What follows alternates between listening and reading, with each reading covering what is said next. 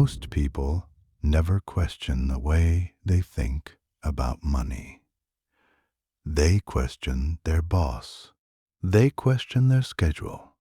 They question the economy, inflation, opportunities, timing. But rarely do they question the structure that quietly governs their entire financial life. For a long time, I didn't question it either. I believed that success meant earning more every year. A higher salary meant I was growing. A promotion meant I was winning. A larger paycheck meant I was secure. And I tracked my progress in percentages and performance reviews. On paper, everything looked responsible, stable, mature. But beneath that steady climb, there was a quiet truth I tried to ignore. If I stopped working, the income stopped too. I remember the moment that realization became real. A close friend of mine lost his job during a sudden corporate restructuring. He had done everything right. Degrees, late nights, consistent performance, loyalty to the company. He wasn't reckless or unprepared. He was competent and disciplined. And yet within weeks, the anxiety started to surface. Not because he lacked talent, not because he couldn't find another position, but because his entire life was constructed on one stream of income that depended completely on his daily presence. When that stream paused, everything else felt fragile. Plans were delayed, confidence shook, sleep became lighter. At the same time, another friend of mine was living a very different story. She didn't have the highest salary in our circle. She didn't carry the most impressive job title. But quietly, over the years, she had been constructing small systems in the background of her life. A digital product created from her expertise, a structured consulting offer that operated with automation, a modest rental investment generating steady cash flow. Nothing dramatic, nothing viral, just intentional construction. When she stepped away for a month, her income didn't disappear. So that contrast changed me. It forced me to confront an uncomfortable question. Was I building freedom, or was I simply upgrading the comfort of my dependency? There's nothing wrong with earning a salary. It feeds families. It creates stability. It opens doors. But when it becomes your only foundation, it also becomes a single point of failure. It ties your survival directly to your time. It makes your energy the only engine driving your income. Systems change that relationship. And a system is something you build once and refine over time. It is income engineered to continue beyond your immediate effort. It is leverage. It is ownership. It is structure that compounds quietly while you sleep, rest, or choose to slow down. This is not about quitting your job tomorrow. It is not about unrealistic promises or overnight wealth. It is about shifting how you think, moving from earning to engineering, from trading hours to building assets, and from short-term stability to long-term design. If you have ever felt that quiet tension inside you, the feeling that your hard work should create something lasting, something that protects you instead of depending on you, then this conversation is for you. And if you know someone right now who feels stuck in the paycheck cycle, someone who works hard but needs a new perspective to improve their life, share this with them. It might be exactly what they need to begin building a more secure and intentional future. There is something worth pausing on before we go deeper. The question of why so few people ever make this transition. Why, despite the obvious appeal of financial independence, do the majority of people spend decades inside the same structure without ever seriously attempting to redesign it? The answer is not lack of intelligence. It is not lack of ambition. It is conditioning. From the earliest stages of education, most of us are prepared to become excellent employees. We are taught to study hard so we can earn good grades. We are taught to earn good grades so we can secure a good job. We are taught to secure a good job so we can earn a reliable salary. The entire sequence is designed around one outcome: becoming a dependable participant in someone else's system. And that conditioning runs deep. It shapes what we consider normal. It shapes what we consider responsible.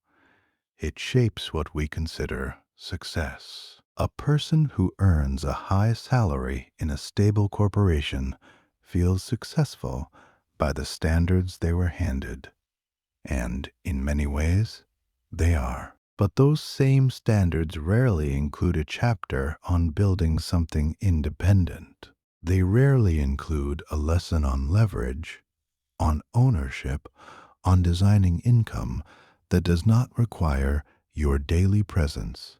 So the ceiling exists not just financially, it exists cognitively. Before you can build differently, you have to think differently. And before you can think differently, you have to notice the frame you are already inside. This is where the real journey begins. Not with tools or tactics, with awareness. Chapter 1: The Invisible Ceiling of Salary Thinking. There is a ceiling most people never see. It is not written into your contract.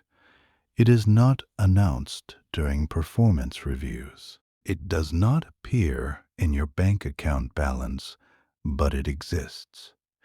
It is the invisible ceiling created by salary thinking. Salary thinking is not just about earning money. It is a mental framework. It trains you to focus on compensation instead of control, on negotiation instead of creation, and on short-term upgrades instead of long-term design. And because it feels normal, it feels safe. Let me tell you a small story. A former colleague of mine, Daniel, was one of the most competent people in our department. Highly analytical, efficient, reliable. Every year he negotiated raises successfully. He understood his market value and made sure he was compensated accordingly. By most standards, he was doing everything right. One afternoon during lunch, we were discussing career growth. Daniel said something that stayed with me. As long as I keep increasing my salary, I'm good. That's the game. At the time, I nodded. But years later, I realized that sentence revealed everything. He believed the game was about increasing income within a structure someone else controlled, and that belief shaped every decision he made. He optimized for performance reviews. He optimized for visibility within management. He optimized for titles that justified higher pay. But what he never optimized for was ownership. One year, our company launched a new internal system to improve workflow efficiency. Most employees treated it as just another software update. Daniel learned it thoroughly because it helped him perform better. Another coworker, Maya, approached it differently. Instead of just learning how to operate the system, she studied how it functioned. She noticed inefficiencies in how teams implemented it. She documented solutions, and she built simplified guides for other departments. Eventually, she proposed a company-wide training framework based on her documentation. Her initiative transformed into a consulting opportunity beyond our company. Same environment, same tool, completely different thinking. Daniel used the system to improve his salary trajectory. Maya used the system to create leverage. This is the invisible ceiling of salary thinking. It trains you to ask, how do I perform better, instead of how do I build something reusable? The first question improves your value within a job. The second question creates value beyond the job. Here is the deeper issue. When you think primarily in salaries, your growth is tied to external approval. Raises depend on budgets. Promotions depend on politics. Bonuses depend on market conditions. Even when you excel, you are still operating inside someone else's structure, and that structure always has limits. Think about how most people respond when they want to earn more. They update their resume. They apply for higher paying positions.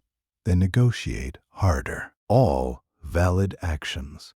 But notice the pattern. They are still selling time. A higher price per hour does not eliminate dependency on hours. This is where the ceiling becomes invisible.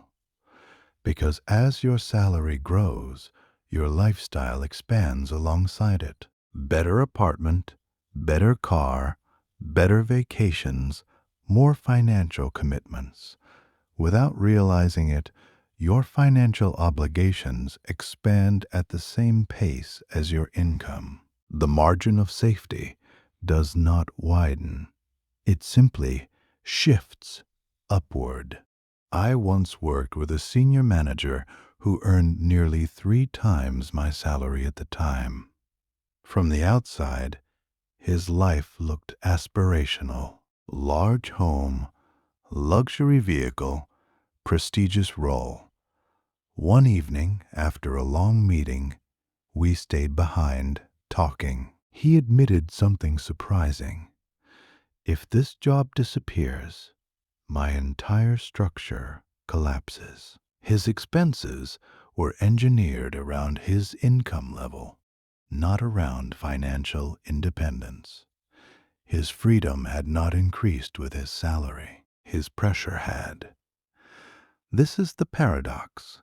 Salary growth often increases complexity faster than it increases security. The invisible ceiling is not about how much you earn. It is about how you think. Salary thinking focuses on performance, promotion, compensation. System thinking focuses on replication, ownership, durability. Salary thinking says, how can I make more this year? System thinking asks, what can I build that continues next year without starting over? There is another subtle effect of salary thinking.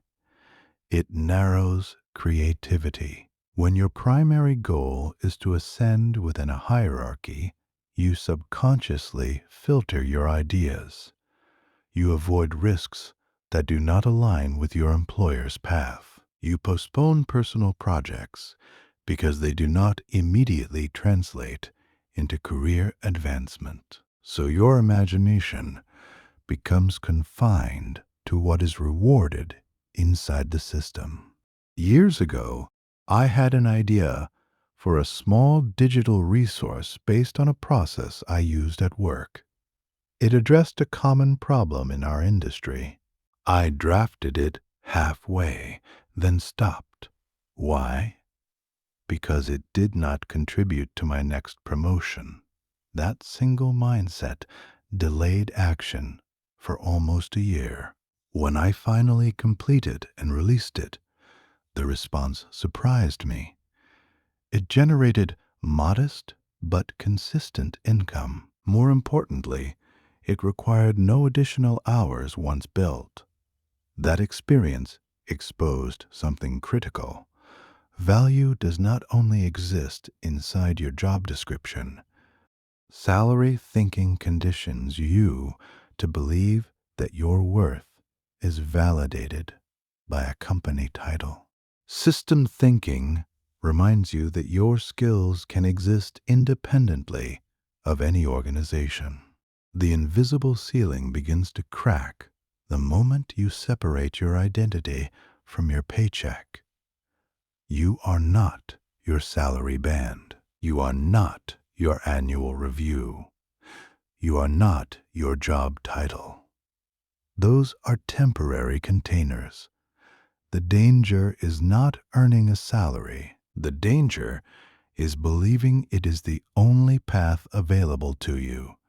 And once you see that ceiling, you cannot unsee it. You begin to notice opportunities differently. You start observing inefficiencies around you. You pay attention to recurring problems people mention. You recognize skills you use daily that could be packaged, automated, or scaled. That shift in awareness is where everything changes.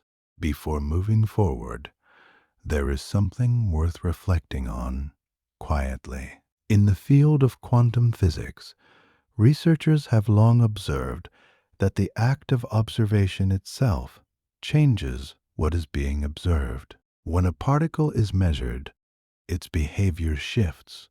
The same principle, translated into the language of human awareness, suggests something profound. The moment you truly observe the ceiling you have been living beneath, your relationship with it fundamentally changes. You are no longer simply inside the pattern. You are watching it.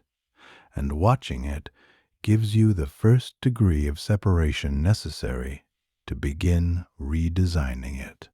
Many people who study the dynamics of frequency and human potential point to the number 369 as a sequence carrying particular significance. Nikola Tesla himself considered 3, 6, and 9 to be keys to understanding the universe. Whether you interpret that symbolically or mathematically, the underlying idea resonates. There are patterns beneath the surface of ordinary experience. There are structures governing outcomes that most people never examine. Salary thinking is one of those invisible structures. And, like any structure, once you see its architecture clearly, you gain the ability to work with it differently, or to build something outside of it entirely. The ceiling was never financial. It was psychological. And in the moment you step outside of salary, thinking even slightly, you begin to realize something powerful. You are never limited by income. You were limited by architecture. And architecture can be redesigned. This realization does not arrive with fanfare. It usually arrives quietly during an ordinary moment. A conversation with a friend who is living differently. A number in your bank account that stays exactly the same despite another year of hard work. A Sunday afternoon when you realize that nothing you built this week will still be generating value next week unless you show up again on Monday. Those quiet moments are not failures. They are invitations. Invitations to look more carefully at the structure you are operating inside and to ask whether you were the one who designed it or whether you simply inherited it. Without question, the answer for most people is the latter. And that is not a judgment. It is simply the truth of how conditioning functions. But awareness is the first act of design, and design is where freedom begins. Because the ceiling was never financial, it was always psychological. And once you see it clearly, it no longer has the same hold. You begin to understand that what you have been experiencing as limitation was never permanent. It was structural. And structure, unlike talent or luck or circumstance, is something you can deliberately change. That understanding is not the end of the journey. It is the beginning. And in the chapters ahead, we will trace the specific path from recognizing the ceiling to building something that rises above it, step by step, system by system, layer by layer.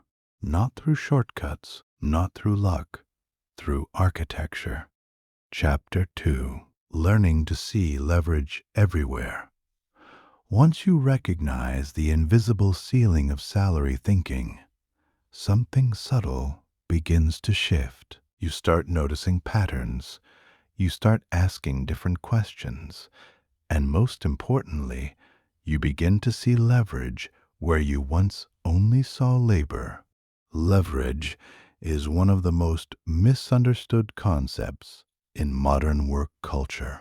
Many people associate it with money, investing capital to produce more capital. But leverage is much broader than that.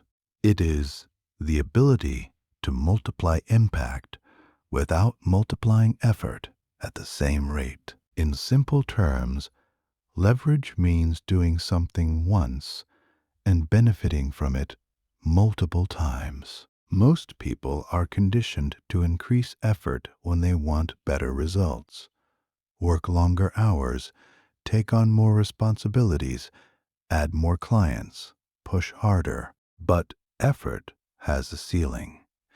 There are only 24 hours in a day. Energy fluctuates. Focus declines. Burnout becomes real.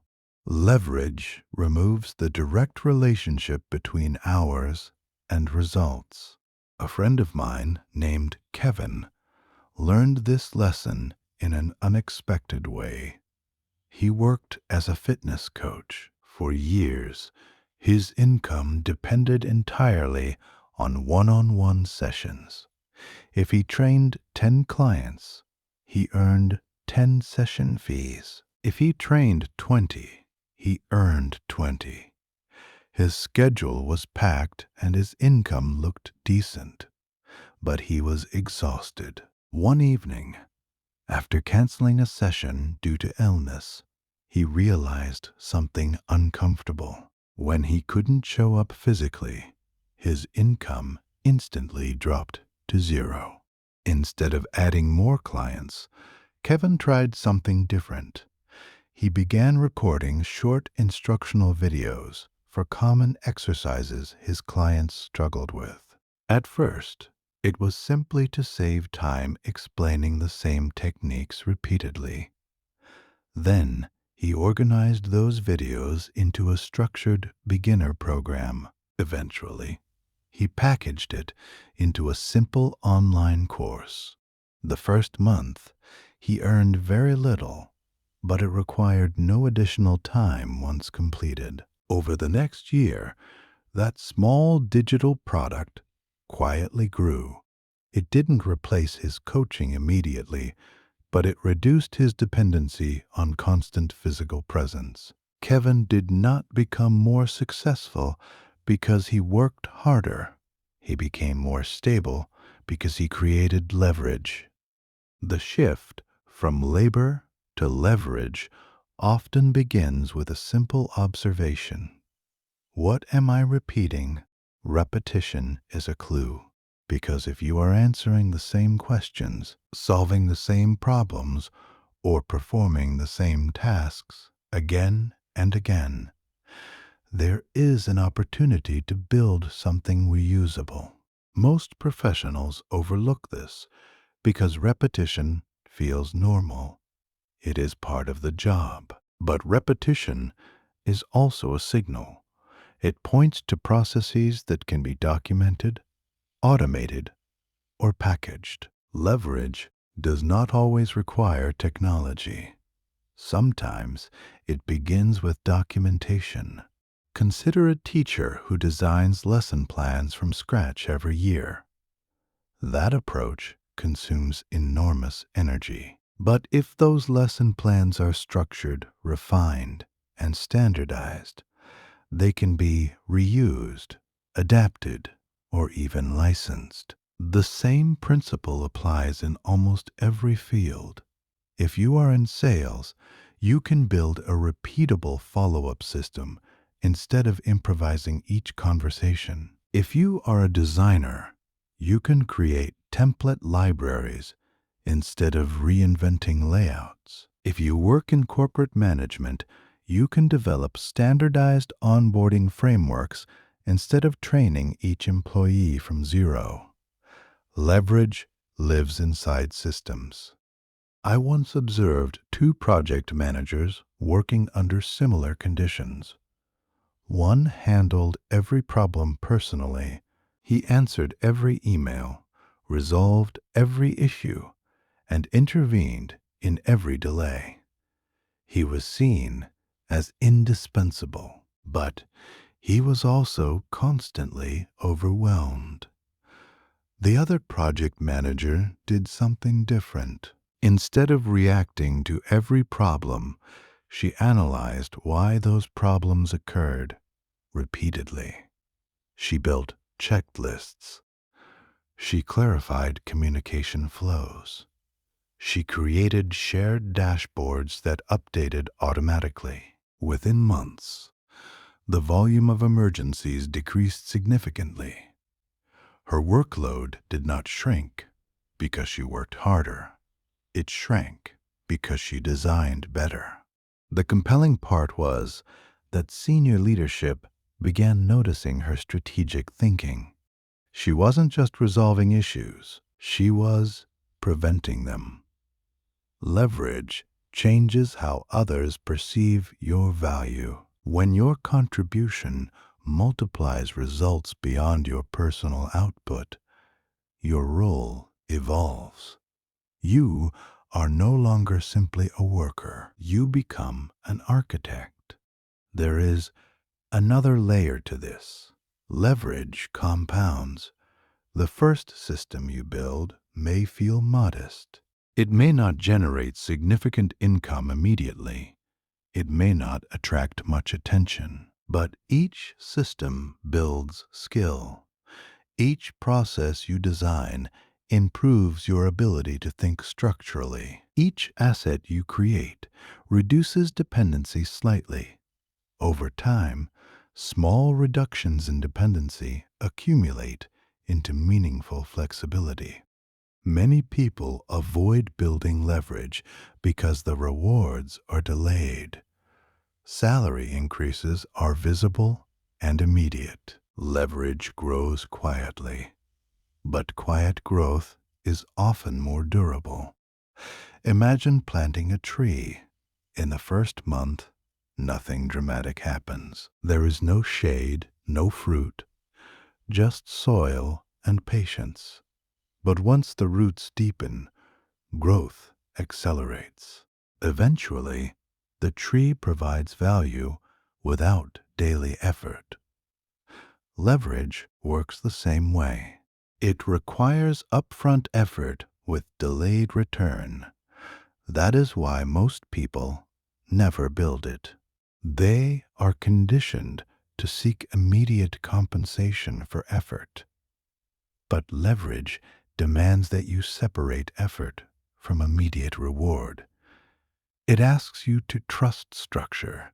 If you look carefully at highly independent individuals, you will notice a consistent pattern.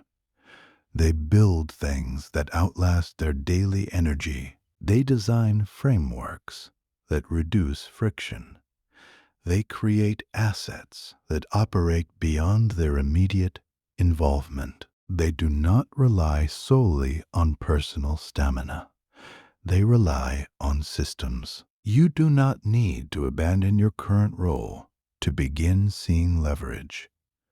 Start by observing your daily work through a different lens. Ask yourself where repetition exists, where inefficiencies hide, where knowledge can be documented, where solutions can be standardized. The moment you begin looking for leverage, you will start seeing it everywhere. There is a concept worth introducing here, one that connects the mechanics of leverage to something deeper in how growth actually functions. In the study of repeating numerical sequences, the number 1111 has long been associated with what many describe as an alignment gateway. The idea is that when four identical digits appear together, they represent a moment of convergence, a point where intention and structure begin moving in the same direction. Whether you engage with that idea, literally, or simply as metaphor, the underlying principle is useful. There are moments in the building process when everything you have been quietly working on begins to connect. When the documentation you created last month suddenly becomes the foundation for the system you are building this month. When the skill you developed in one context becomes the leverage point in an entirely different one. These convergence moments are real. They are not accidents. They are the result of consistent directional effort accumulating until it reaches a threshold where separate efforts begin reinforcing each other. Leverage, at its core, is that convergence in practice, and once you learn to see it, you can never return to thinking in pure labor again. Chapter 3. From time ownership to value ownership. There is a distinction between owning your time and owning your value. Most people spend years trying to gain more control over their schedule. Flexible hours, remote work, a 4-day week. These are meaningful improvements. They create breathing room, but they do not automatically create independence, because you can control your time and still not own your value. Time ownership means you decide when you work. Value ownership means you decide how your work continues to generate returns. The distinction is subtle but powerful. I once met a freelance graphic designer named Lucas. He left his corporate position to be his own boss. At first glance, it looked like he had escaped the traditional structure. No manager, no office politics, flexible schedule. He selected his clients. But after 6 months, he admitted something surprising. I just replaced one boss with 10 clients. His income still depended entirely on delivering custom work. Every project required fresh effort. Every invoice required new hours. If he wanted to earn more, he had to take on more projects. When he took a break, revenue slowed immediately. Lucas owned his schedule, but he did not yet own his value. That realization shifted his approach. Instead of only accepting custom branding work, he began analyzing common patterns among his clients. Many startups struggled with the same fundamental design needs.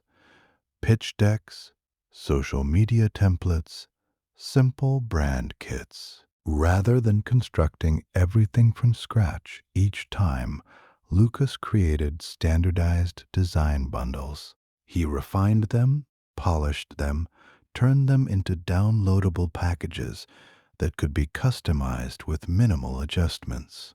At first, The results were modest, but something fundamental changed.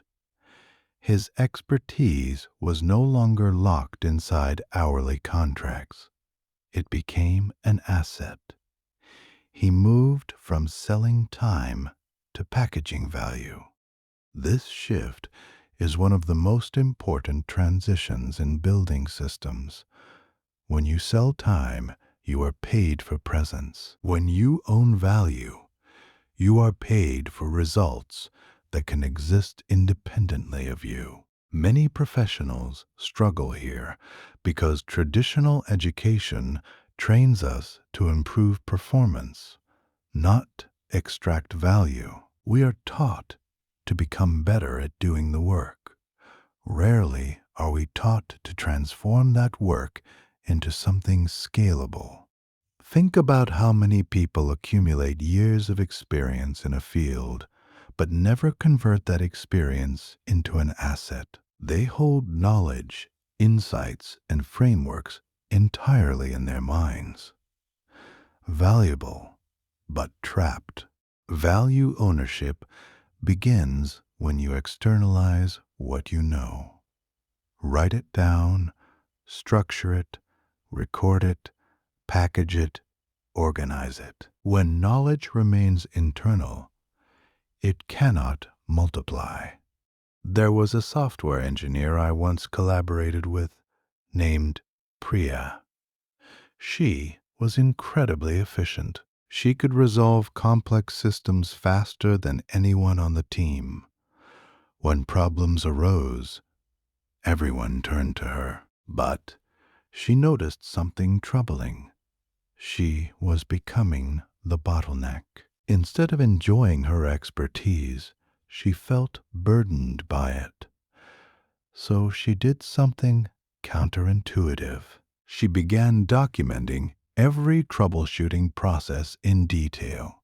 She created internal guides, built diagnostic flowcharts, recorded short walkthrough videos. Within months, the junior engineers could resolve issues that previously required her direct involvement. At first, she feared becoming replaceable. The opposite happened. Leadership recognized that she wasn't just solving problems, she was increasing the entire team's capability. Her role evolved from problem solver to system strategist.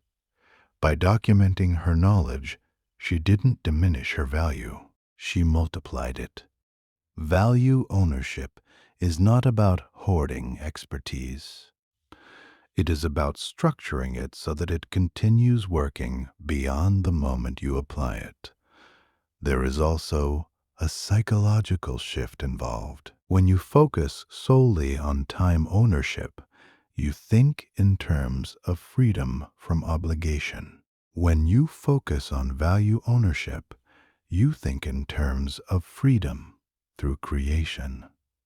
The distinction is profound. Escaping obligations can feel temporary. Creating assets feels permanent. Consider authors. A writer may spend months crafting a book. During that period, income may be limited, but once published, that intellectual property exists independently. It can be sold repeatedly, licensed, translated, adapted. The effort was concentrated. The returns can extend. This principle applies in far more areas than most people realize. If you are a consultant, you can transform your methods into a repeatable framework. If you are a teacher, you can develop structured learning programs instead of one-off sessions. If you are in operations, you can design process blueprints others can implement. The key question shifts from how do I get paid for this hour to how do I turn this into something reusable? There is a quiet power in that question, because once you begin constructing reusable value, your relationship with work changes. You stop viewing tasks as isolated efforts. You start seeing them as building blocks. Each project becomes an opportunity to refine a system. Each solution becomes a potential template. Each insight becomes potential intellectual property. The goal is not to eliminate work. The goal is to ensure your work accumulates. Salary thinking often resets progress every month. You earn, you spend, you repeat. But value ownership builds layers. What you create today can still serve you next year. And over time, those layers compound. Lucas did not stop freelancing immediately, but as his design bundles grew in popularity, his dependency on custom projects decreased. Eventually, he became selective about clients, not because he worked less, but because he had alternatives. Alternatives create power. When your value exists independently of your daily hours, you gain negotiating strength. You gain strategic flexibility. You gain emotional stability. You no longer feel that every decision must be optimized for immediate income. You begin to think long term. There is an important internal transition that accompanies this shift in practice. When you begin to see your expertise as something that can be structured, stored, and distributed independently of your physical presence, something changes in how you relate to your own abilities. You stop feeling like you need to protect your knowledge by keeping it close. You begin to understand that sharing it structurally, packaging it into forms that others can access without requiring your direct time, does not diminish you. It amplifies you. Every resource you create becomes a representative of your thinking that operates in the world while you are doing other things. This is not a small shift. For many people, it is the shift that changes everything, because value ownership transforms your skills from temporary services into durable assets. And once you understand that your expertise can be structured, stored, and scaled, you stop seeing yourself as a worker for hire. You start seeing yourself as a builder of value. That shift changes everything. Chapter 4: The Architecture of Your First System. Ideas are exciting. Insight feels powerful. But freedom is not built on ideas alone. It is built on structure. At some point, you have to move from understanding the concept of systems to actually constructing one. And this is where many people hesitate. Not because they lack intelligence, not because they lack skill, but because building a system feels intimidating. It sounds complex, technical, risky. In reality, your first system does not need to be impressive. It needs to be functional. I once met a woman named Hannah who worked full-time in human resources. She wasn't trying to become an entrepreneur. She wasn't dreaming of leaving her job. She simply noticed something. Every week, friends and acquaintances asked her for resume advice. She would sit down with them, review their documents, rewrite sections, suggest improvements. She enjoyed helping, but it was time-consuming. One evening, after finishing yet another unpaid review, she said something simple. "I keep answering the same questions." That sentence is where systems begin.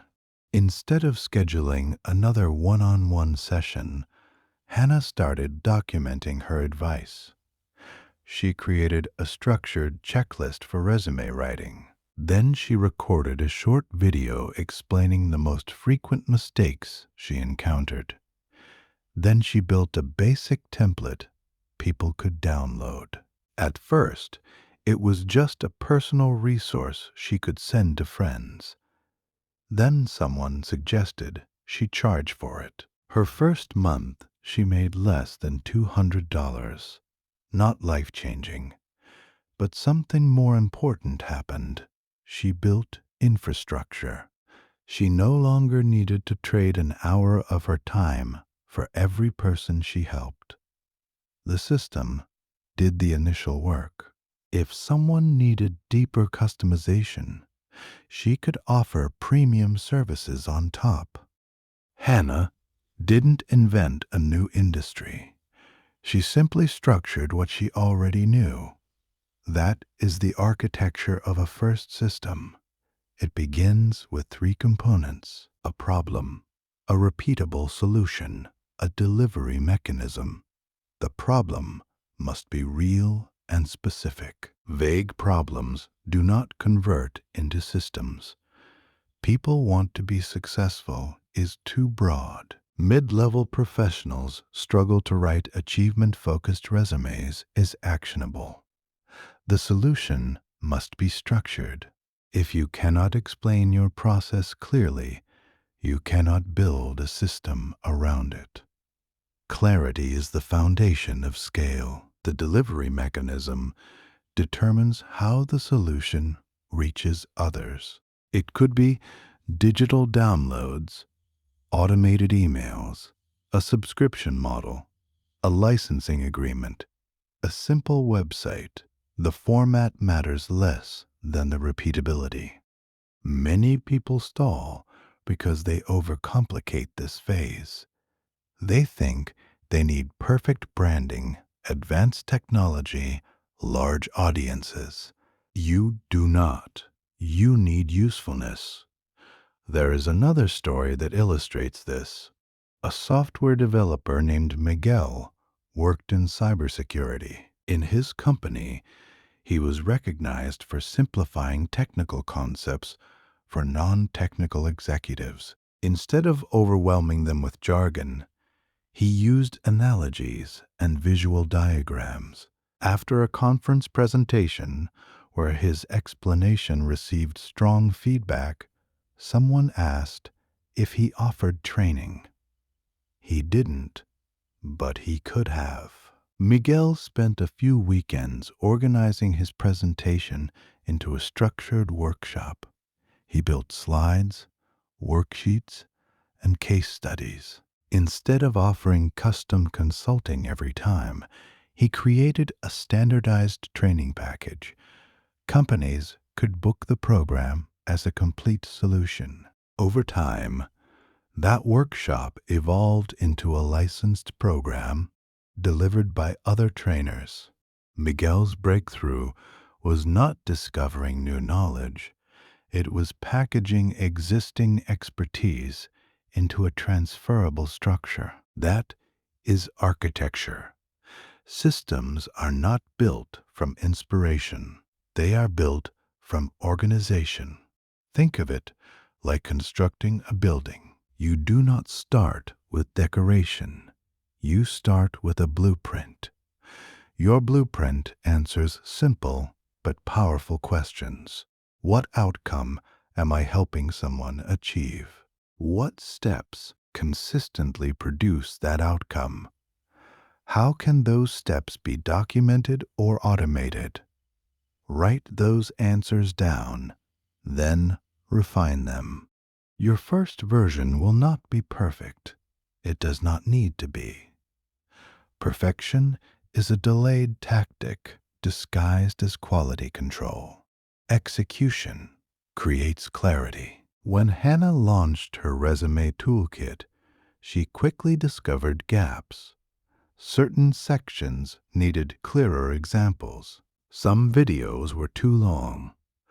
The pricing needed adjustment. But those refinements were possible only because she launched something.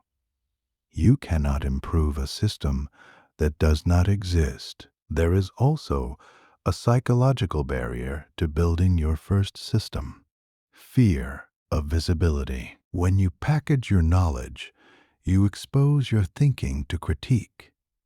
But critique is feedback. Feedback sharpens architecture. The real risk is staying invisible. Another important principle is to start narrow. Broad systems are fragile. Specific systems are strong. If you try to build something for everyone, you build something for no one. But if you solve a clearly defined problem for a clearly defined group, you create relevance. Relevance builds traction. Traction builds momentum. Momentum builds confidence. And confidence fuels expansion. Your first system does not need to replace your salary. That is not the objective. The objective is to create proof. Proof that you can design something independent of direct supervision. Proof that your knowledge can generate value beyond your immediate effort. Once you experience even modest success from a structured system, your mindset shifts permanently. You stop seeing your skills as static abilities. You start seeing them as raw materials. Raw materials that can be shaped, assembled, and distributed.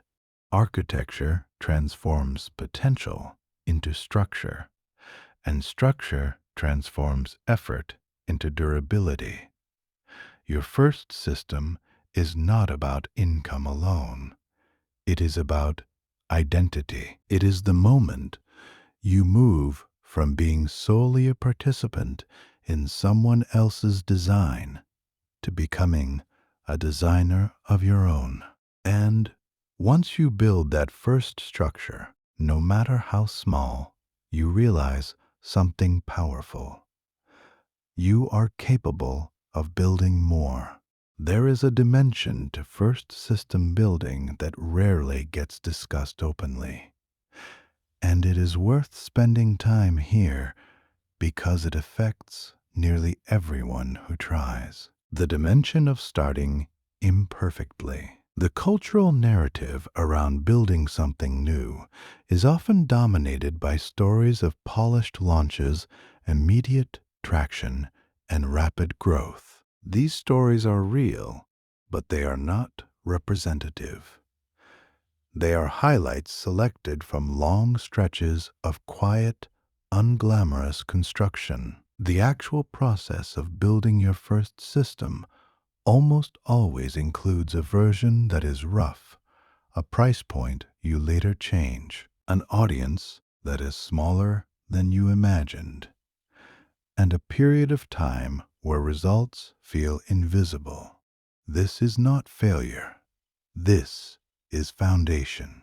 Every refined system you will ever encounter was once someone's imperfect first attempt. The distance between that rough beginning and what you see today is simply time and iteration applied consistently. Understanding this changes your relationship with beginning. You stop waiting for readiness and start treating imperfection as a necessary early stage rather than a sign that you should not have started. The people who build durable systems are not the ones who started perfectly. They are the ones who started and then stayed long enough to improve. Hannah's resume toolkit looked nothing in its first month like it did 12 months later. Miguel's workshop in its initial version had sections that needed significant reworking. What made both of them successful was not the quality of the launch. It was the quality of the commitment to refine what was already moving. A system in motion, even imperfectly, gives you feedback. That feedback is the raw material of improvement. A system that exists only as an idea in your mind gives you nothing but the quiet anxiety of unacted potential. Build something, then make it better. That is the entire architecture of a first system reduced to its essential instruction. Chapter 5. The Discipline of Consistency. When no one is watching, building a system is exciting in the beginning. There is energy in planning, outlining, imagining what could happen. But after the initial momentum fades, something far more important takes over. Discipline. Not the loud, motivational kind. Not the dramatic wake up at 4 in the morning version people share online. The kind of discipline worth building is quiet. It shows up when no one is applauding. It keeps moving even when results are invisible. Systems are not built in bursts of inspiration. They are built in stretches of consistency. A friend of mine named Aaron learned this the hard way. He worked in finance and wanted to create a small investment education platform on the side. He had strong knowledge and clear ideas. The first month he was energized. He designed a logo, mapped out content, even announced his project to friends. Then something happened. Engagement was low. Sales were slow. Feedback was minimal. His excitement faded. One night he called me frustrated. Maybe it is just not meant to work. If it were good, it would take off faster. But that statement revealed a hidden expectation. He expected immediate validation. Salary-based work conditions us to expect predictable feedback. You show up, you complete tasks, you get paid. The cycle is tight and visible. But systems operate on delayed reinforcement.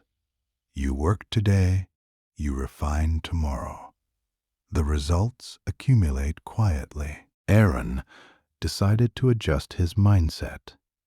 Instead of measuring success by revenue, he measured consistency. His new rule was simple. Publish one high-quality piece of content every week, no matter what. No exceptions, no emotional negotiations. Week after week, he followed the rule.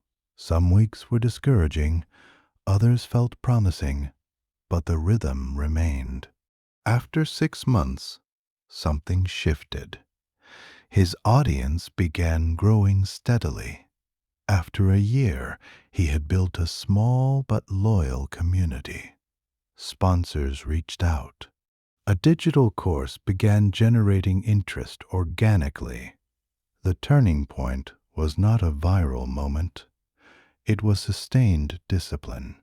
Consistency builds credibility, not just with an audience, but with yourself. Every time you follow through on a commitment, you reinforce an identity. I am someone who builds. Without discipline, systems collapse under emotional pressure. There will be days when you question your idea, days when you doubt your abilities, days when progress feels invisible. Discipline bridges the gap between vision and outcome. There is also a practical dimension to this. Systems compound through iteration. Iteration requires time. If you abandon your effort after 3 weeks, you never gather enough data to refine. You never learn what works and what does not. You never give your structure a chance to mature. Imagine planting seeds and digging them up every week to check if they are growing. You would destroy the process before it has a chance to take root. Consistency is patience in action. Another example comes from someone I met at a networking event. Her name was Claire, and she worked as a language tutor. She wanted to create an online membership platform for advanced learners. Her first attempt was uneven. The website was basic. The content felt inconsistent, but she committed to improving one element each week. Week 1, better lesson structure. Week 2, clearer onboarding. Week 3, interactive exercises. Week 4, automated billing. None of these improvements were dramatic individually, but together over 12 months, they transformed her modest platform into a polished ecosystem. When people acknowledged her success, they assumed it was sudden. It was not. It was accumulated refinement. There is a mental trap that often surfaces during this phase. You begin comparing your early progress to someone else's established system. You see polished websites, large audiences, automated workflows that look effortless. What you do not see are the years of invisible effort behind them. Comparison kills consistency. The only meaningful comparison is between who you were last month and who you are today. Have you improved your process? Have you clarified your message? Have you strengthened your structure? If yes, you are progressing. Discipline also requires boundaries. If you treat your system building time casually, it will disappear under urgent but less important demands. Protecting time is an act of seriousness. Schedule it, respect it, defend it, even if it is only one focused hour per day. Over a year, that hour becomes more than 300 hours of directed effort. That is enough to build something meaningful. Another quiet benefit of consistency is emotional resilience. The more you show up regardless of mood, the less power mood has over you. You stop waiting to feel ready. You act, and feelings follow. Systems reward stability. They do not respond well to bursts of intensity followed by long gaps of inactivity. Here is the truth many people avoid. Most system builders struggle not because their idea is flawed, but because their discipline wavers. Talent helps, strategy matters, but consistency sustains. Aaron's platform did not generate wealth overnight, but it gave him something more important, confidence that he could build independently of his job. That confidence influenced every decision he made afterward. Claire's membership platform did not grow dramatically all at once, but it provided steady, predictable revenue that reduced her financial anxiety month by month. These outcomes were not products of luck. They were the result of quiet, repeated action. In the study of vibrational frequencies and their relationship to human potential, the number 528 holds a particular place. Researchers and practitioners in the field of sound healing refer to it as the transformation frequency, a hazy value associated with repair, renewal, and structural restoration at the cellular level. Whether you engage with that science directly or treat it simply as a useful metaphor, the concept it points toward is genuinely relevant here. Transformation does not arrive as a sudden event. It arrives as the result of consistent directional input applied over time until something fundamental shifts. The discipline you bring to building your system is exactly that kind of consistent input. Each week of showing up, each refinement made, each hour protected from distraction is a signal sent in a specific direction. And over time, those signals accumulate into something real, something that was not there before, something you built, not found.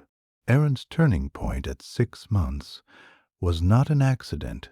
It was the natural result of a frequency he had been sustaining through discipline. Claire's platform at 12 months looked like a different product from what she launched because 12 months of consistent refinement had transformed it. The transformation was quiet.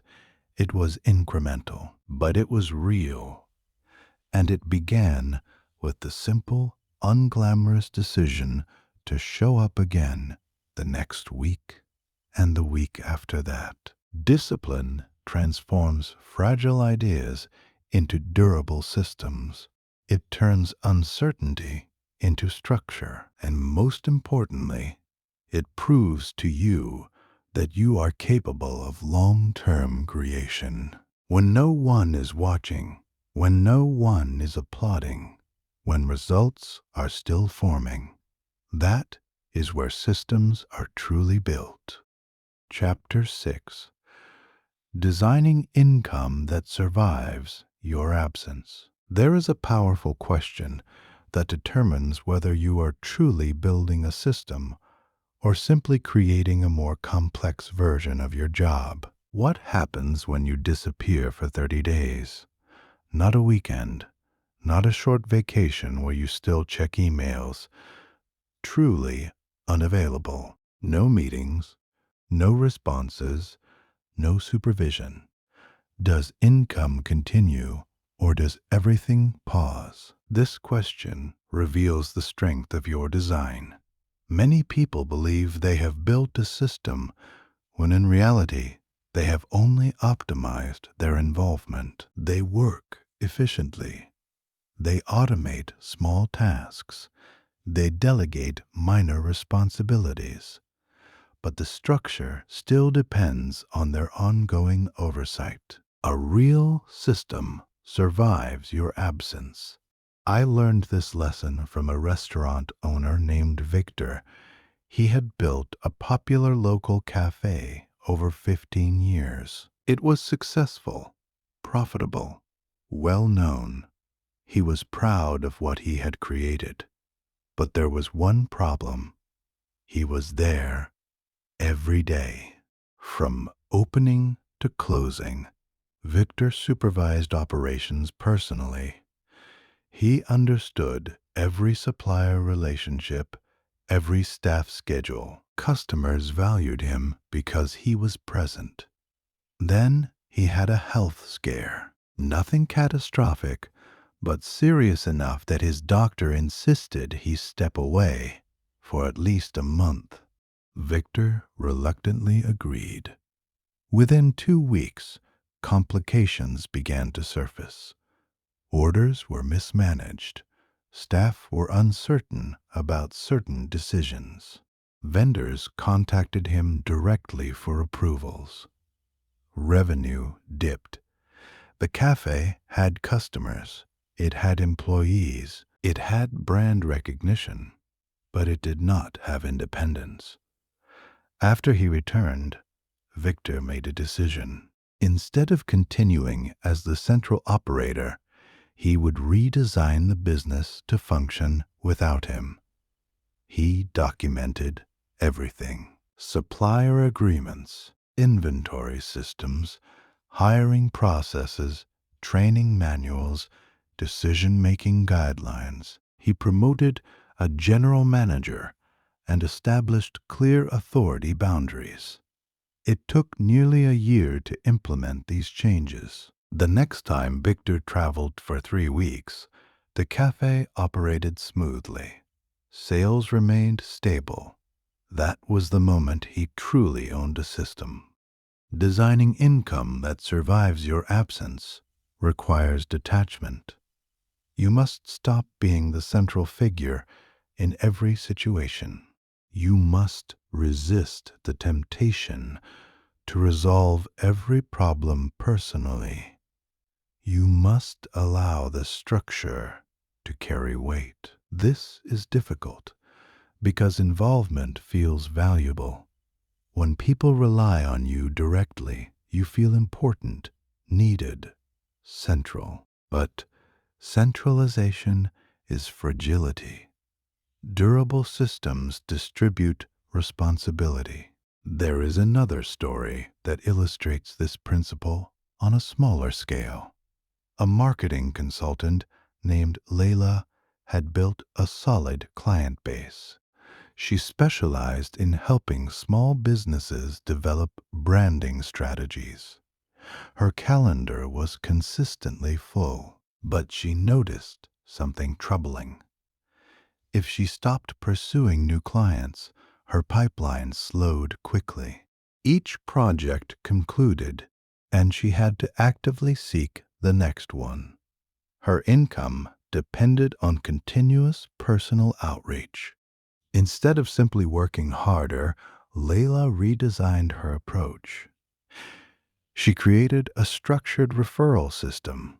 After completing a project, she implemented an automated follow-up sequence requesting testimonials and introductions.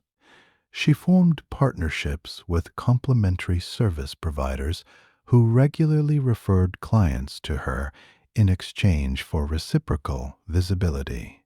She also built educational webinars that attracted leads consistently.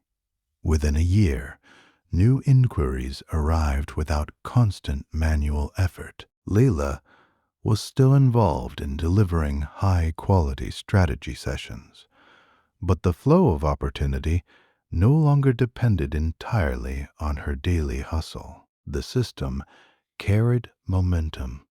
Survival during absence is not about eliminating work. It is about eliminating dependency. To design income that endures, you must focus on 4 elements: clarity, documentation, delegation, and automation. Clarity ensures that processes are defined precisely. If your method only exists in your mind, it cannot operate independently. Documentation translates clarity into instructions others can follow. Delegation distributes execution beyond yourself. Automation removes repetitive tasks from human attention entirely. You may not implement all 4 immediately, but the direction matters. One of the most overlooked aspects of system durability is decision-making structure. When everything requires your personal approval, absence creates paralysis. But when you define boundaries clearly, others can act confidently. What discounts are permitted without approval? What customer issues require escalation? What budget limits exist? These guidelines create autonomy within structure. In personal systems, the principle remains the same. If you build an online course, can students navigate it without contacting you daily? If you manage rental properties, do you have clear maintenance protocols and a property manager? If you run a consulting practice, do contracts and onboarding materials guide clients automatically through initial stages? Designing for absence requires a particular kind of humility. You must accept that others can operate parts of the system differently than you would. Perfection must give way to functionality. The goal is not flawless replication. The goal is resilience. There is also an emotional shift involved. When income depends solely on your presence, you feel pressure to always be available. You hesitate to rest. You worry about missing opportunities. You remain in constant alert mode. When income continues without immediate involvement, a subtle calm emerges. You make decisions from strength rather than urgency. Victor no longer feared taking time away. Layla no longer felt anxious during slower weeks. Their systems did not eliminate effort, but they reduced vulnerability. Designing for absence forces you to think long term. It compels you to build structures that can withstand unpredictability, illness, market shifts, personal change. The ultimate measure of a system is not how well it performs when you are fully engaged. It is how well it performs when you step back. Because true freedom is not measured by how hard you can work. It is measured by how well your architecture holds when you are not there to support it. Chapter 7. Playing the long game when others chase speed. There is a quiet advantage available to anyone willing to think in decades instead of quarters. Most people underestimate what can happen in 5 focused years and overestimate what can happen in 5 impulsive months. Salary-based environments condition us to think in short cycles. Monthly paychecks, quarterly reviews, annual raises. The feedback loop is immediate. You work, you get paid. You perform, you get evaluated. Systems operate on a different clock. They reward patience, refinement, and strategic positioning. I once had a conversation with a man named Robert at a small business conference. He operated a niche manufacturing company that produced highly specialized components for industrial equipment. Nothing glamorous, no social media presence, no viral campaigns. When I asked him how he grew his company, he smiled and said something unexpected. I just stayed. That was his strategy. While competitors moved into trending markets, pivoted rapidly, or chased quick growth, Robert focused on improving one narrow line of products year after year. He reinvested profits into better equipment, strengthened supplier relationships, built long-term contracts with clients. There were years when growth looked slow. Some competitors expanded faster in the short term, but over 15 years, something remarkable happened. His reliability became his brand. When economic conditions shifted, clients chose him because he was stable, predictable, consistent. He was not the fastest. He was the most durable. Playing the long game does not mean moving slowly. It means making decisions that remain intelligent 5 years from now. Short-term thinking prioritizes immediate validation. Long-term thinking prioritizes structural advantage. Consider how many people abandon projects just before they reach maturity. A blog that gains genuine traction after 12 months.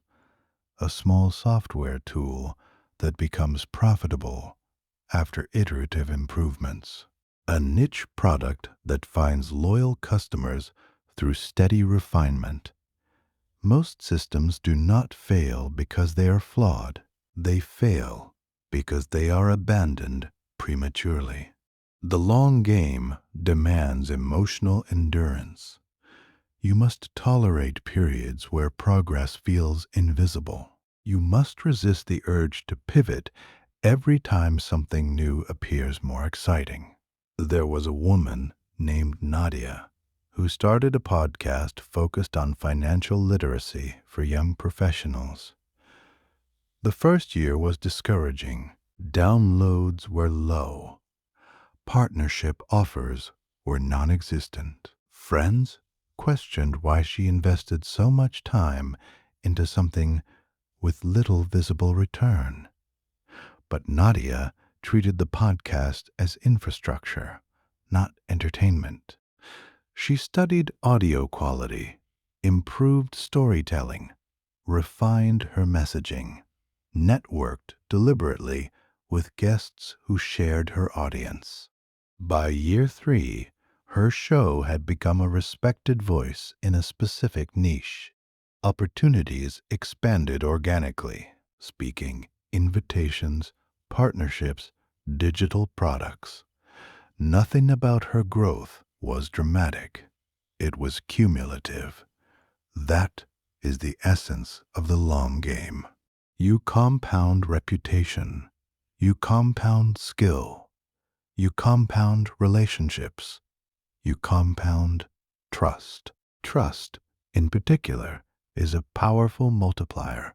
When people trust your output consistently over time, they return, they recommend, they invest. And trust cannot be rushed. Short-term strategies often prioritize attention. Long-term strategies prioritize credibility. Attention fluctuates. Credibility compounds. There is also a financial dimension to long-term thinking. Systems often require upfront investment of time, energy, or capital before meaningful returns emerge. This discourages many people. The reward is not immediate, but consider compound interest as a framework. In the early stages, growth appears insignificant. The curve is almost flat. Over time, acceleration becomes dramatic. The same principle applies to systems. If you build a small digital asset that generates modest monthly income and reinvest that income into improvements, you create upward momentum. If you consistently refine your processes, efficiency increases. If you nurture relationships patiently, opportunities expand. Each improvement may appear modest in isolation. Together, they create acceleration. Playing the long game also protects you from emotional volatility. When your vision spans years, short-term setbacks feel less catastrophic. A slow month does not define you. A temporary dip does not derail you. Robert once shared that during an economic downturn, several competitors reduced prices aggressively to maintain sales. He resisted. Instead of racing toward lower margins, he communicated value clearly and strengthened existing contracts. Some clients stepped back temporarily. Many returned later because reliability outlasted discounting. Long-term thinking requires confidence in your architecture. It requires clarity about your positioning. It requires commitment to refinement rather than reaction. Another advantage of the long game is identity formation. When you remain committed to a structured path over years, you evolve into someone different. You develop deeper expertise. You cultivate resilience. You become recognized for something specific. Identity builds leverage. When people associate your name with consistency and quality, opportunities begin to find you. Chasing speed often sacrifices depth. Chasing trends often sacrifices focus. But directing consistent effort toward one structured direction over time builds authority. This does not mean ignoring change. It means integrating change strategically rather than impulsively. Nadia adapted her podcast format gradually as she learned more about her audience. Robert adopted new technology when it aligned with his long-term vision. They were not rigid. They were anchored. Anchoring provides stability without stagnation. The long game is not glamorous. It does not produce dramatic overnight transformations. It produces something more powerful: structural advantage. And structural advantage compounds quietly until one day it appears obvious to everyone else. When others chase speed, play depth. When others chase visibility, build credibility. When others abandon early, stay long enough for momentum to work in your favor. Because systems reward those who remain committed long after initial excitement fades. And in a world increasingly drawn toward immediacy, patience becomes a genuine competitive edge. There is one more thing worth saying about the long game before we move forward. Most people who choose to play it do not do so because they are naturally more patient than others. They do it because they develop a relationship with delayed gratification that is grounded not in waiting, but in building. The distinction matters. Waiting is passive. Building is active. When you are building, time does not feel like an obstacle. It feels like an ally. Every month that passes is another month of refinement added to your structure. Every year is another layer of credibility accumulated. The long game stops feeling like sacrifice the moment you understand that what you are doing right now is directly connected to what you will have access to years from now. That connection is not abstract, it is architectural. And once you feel it clearly, the urgency to chase what others are chasing begins to dissolve on its own. Chapter 8: The Identity Shift That Changes Everything. At some point, building systems stops being about tactics. It becomes about identity. You can study strategies. You can research automation tools. You can analyze business models. But if you still see yourself primarily as someone who earns by being directed, you will unconsciously return to familiar patterns. The final shift is internal. It is the moment you stop asking, "What should I do next?" and start asking, "What am I building?" That question reshapes how you move through the world. I once met a man named Oliver who worked as an operations manager in a mid-sized logistics company. He was competent and well respected. For years, he focused on executing instructions from senior leadership. If there was a new initiative, he implemented it. If there was a problem, he resolved it. He was efficient, but he wasn't building anything that belonged to him. One day, during a strategy meeting, a senior executive presented a 5-year roadmap for the company. As Oliver listened, something clicked. The company had a long-term vision. It had targets, milestones, structural goals. He realized something uncomfortable. He had never created a 5-year roadmap for himself. His career had direction, but not design. That realization triggered a personal shift. Instead of viewing his job as a sequence of tasks, he began treating it as a training ground. Every project became data. Every challenge became research. He studied patterns and identified recurring inefficiencies across the industry. Gradually, He started outlining an idea for a software tool that could streamline common logistics bottlenecks he had observed. He did not rush. He did not leave his job. He documented insights for months. Then he partnered with a developer friend and built a simple prototype. The tool was not revolutionary, but it addressed a specific frustration that many companies faced. Because Oliver had years of real-world exposure, his solution was grounded in reality rather than theory. Within 2 years, that prototype evolved into a subscription-based platform used by several small logistics firms. The transformation did not happen because Oliver suddenly worked harder. It happened because he changed how he saw himself. He was no longer just an operations manager. He was an architect in training. Identity precedes action.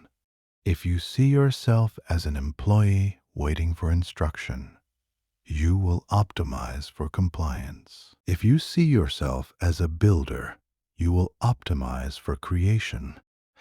This identity shift affects small decisions. How you spend free time, what you study, what problems you pay attention to, who you connect with, what risks you consider acceptable. Builders think in terms of assets. They ask, can this knowledge be stored? Can this solution be reused? Can this relationship develop long-term value? Can this effort accumulate? They view experiences as raw materials. Salary thinking often separates life into compartments. Work is work. Personal interests are hobbies. Conversations are casual. Builder thinking integrates everything. A casual conversation might reveal a market need. A personal interest might become a niche product. A frustration might signal an opportunity. The world becomes full of inputs. Another example comes from someone unexpected. A high school teacher named Marcus loved teaching history, but felt financially constrained by the structure of his profession. Instead of leaving education immediately, he reframed his perspective.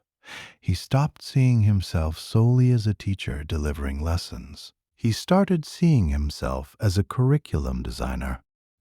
He began developing comprehensive teaching units that combined storytelling, multimedia resources, and interactive activities. Other teachers noticed and asked for access.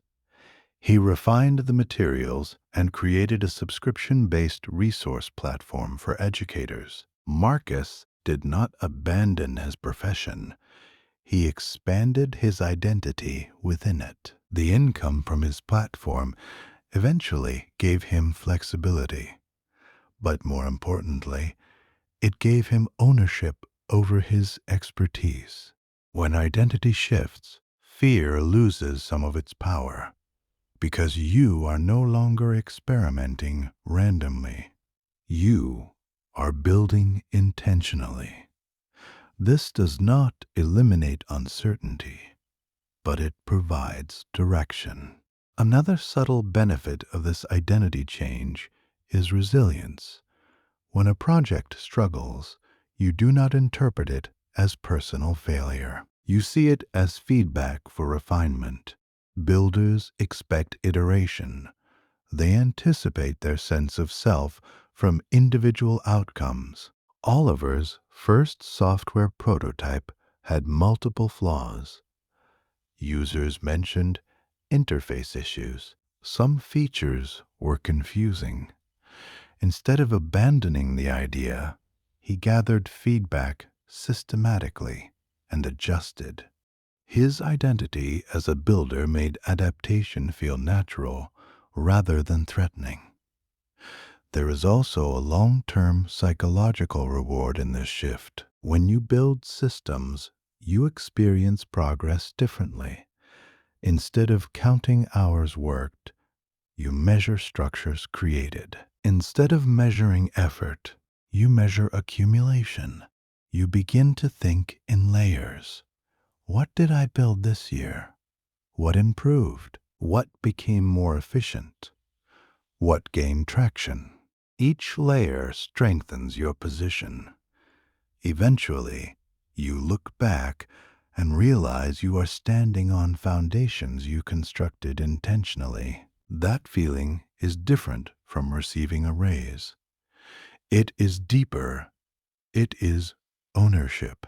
The identity shift does not require public declarations or dramatic departures from stable employment. It requires a quiet internal commitment to think differently about your role in the world. You are not limited to executing someone else's blueprint. You can design your own. And once you accept that you are capable of creating structures that outlast your immediate effort, your decisions begin to align with that truth. You invest differently. You learn differently. You plan differently. The final step in moving beyond salary thinking is recognizing that you are not just a participant in economic systems. You are capable of building them.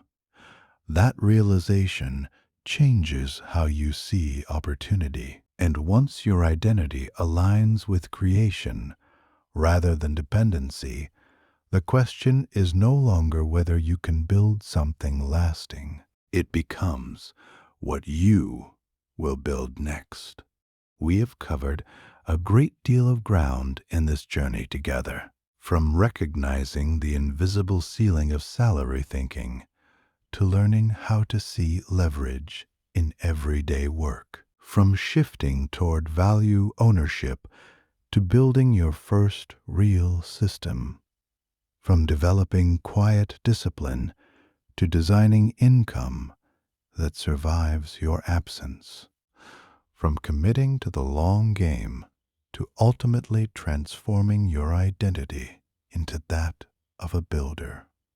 Each chapter pointed to one central truth. Freedom is not earned in increments of salary.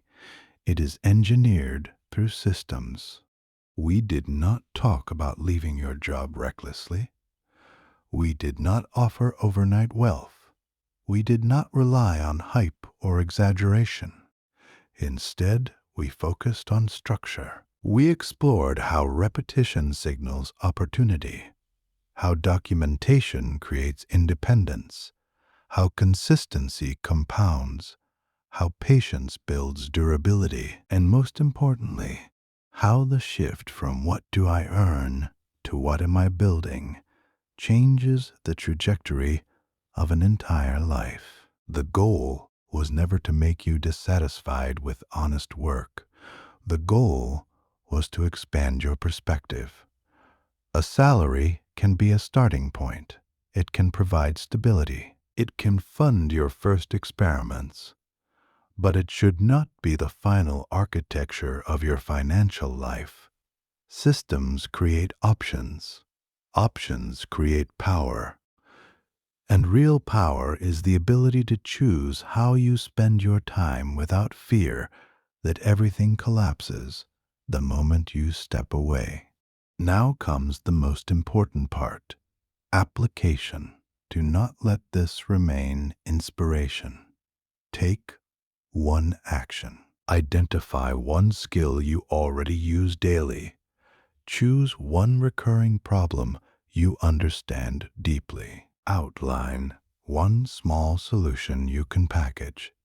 Protect 1 hour this week to begin building. It does not need to be perfect. It does not need to be public immediately. It does not need to replace your income next month. It needs to exist. Momentum starts with structure.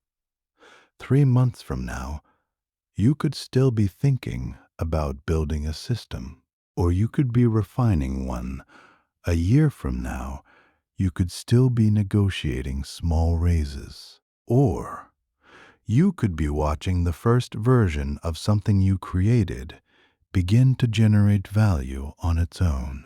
5 years from now, your life could look almost identical to today. Or it could be supported by layers of assets you built deliberately. The difference is not luck. It is architecture. Systems are not built by extraordinary people. They are built by consistent people, by individuals who decide that their effort should accumulate, by individuals who understand that identity shapes action. You do not need permission to begin.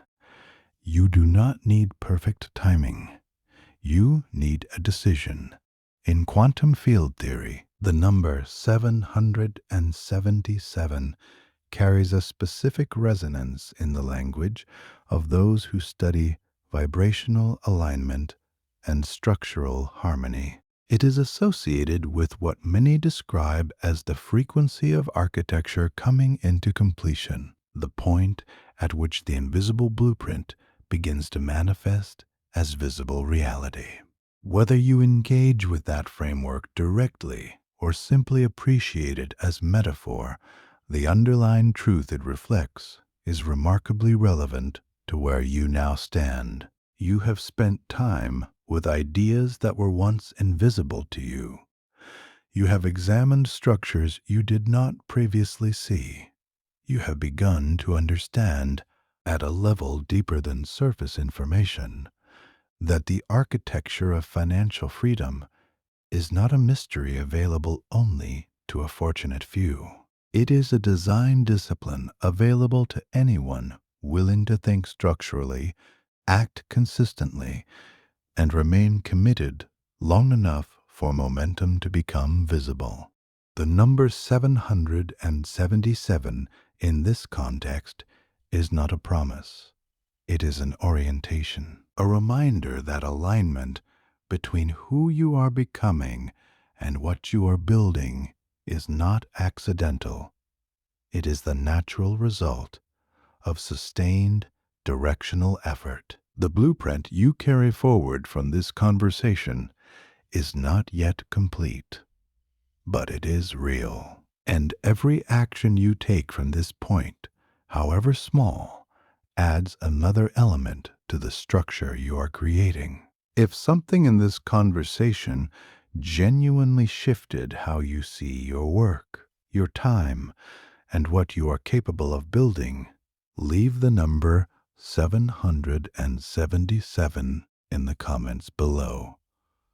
Not as a ritual, as a marker, a signal to yourself and to this community that you heard something here that aligned with where you are going, that you are choosing to think like a builder from this point forward.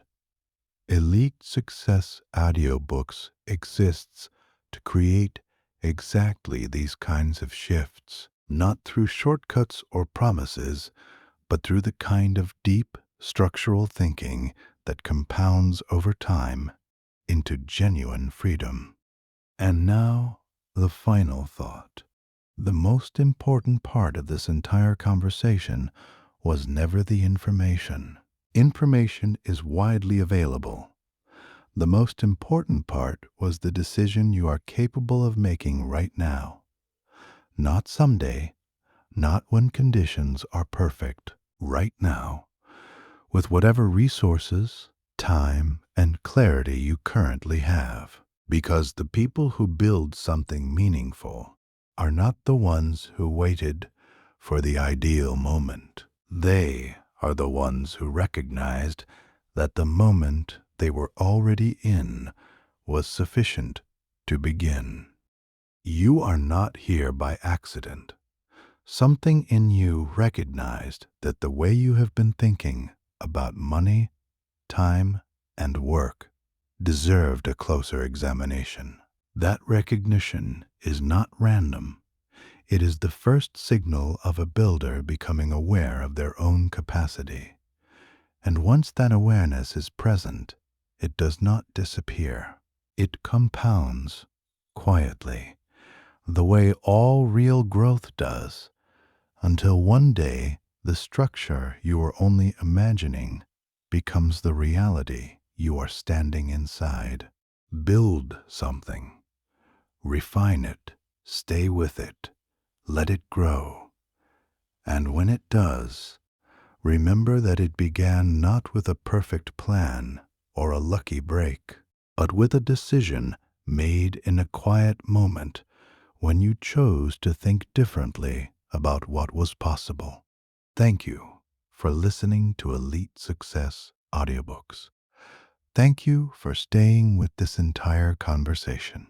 Your time is genuinely valuable, and the fact that you invested it here in this depth of thinking means something. Share this with someone who is ready for this shift. A friend who works hard but feels the ceiling. A colleague who senses there is more available to them. A family member who deserves greater stability and a wider set of options. And most importantly, begin building. We will see you in the next one. There is a moment that does not announce itself. It does not arrive with dramatic music or a sudden flood of clarity. It does not come packaged in perfect circumstances or ideal timing.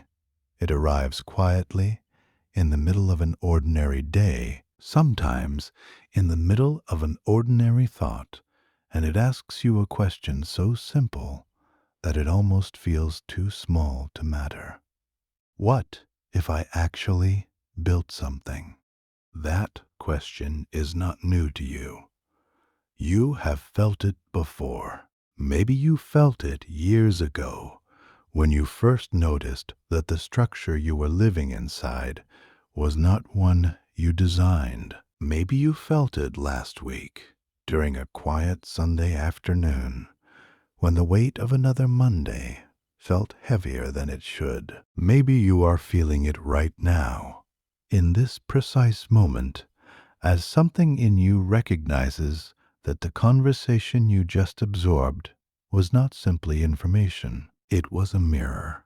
And what you saw in that mirror was not a stranger. It was a version of yourself that already understands what needs to change. That recognition is not accidental. And it is not small. Most people move through their entire working lives without ever pausing long enough to question the architecture they inherited. They optimize within a system someone else designed. They perform well inside structures they never examined. They earn, spend, reset, and repeat across decades, not because they lack intelligence or ambition, but because no one ever handed them a different set of questions to ask. You asked different questions today, and that matters more than you may currently realize. There is something that happens in the human mind when a long-held assumption is gently but firmly dismantled. Neuroscientists describe it as a moment of cognitive restructuring. Philosophers describe it as a shift in worldview. In the language of lived experience, most people simply describe it as the moment when something clicked. That click is not the end of anything. It is the very beginning. And beginnings, real beginnings, are almost always quieter than we expect them to be.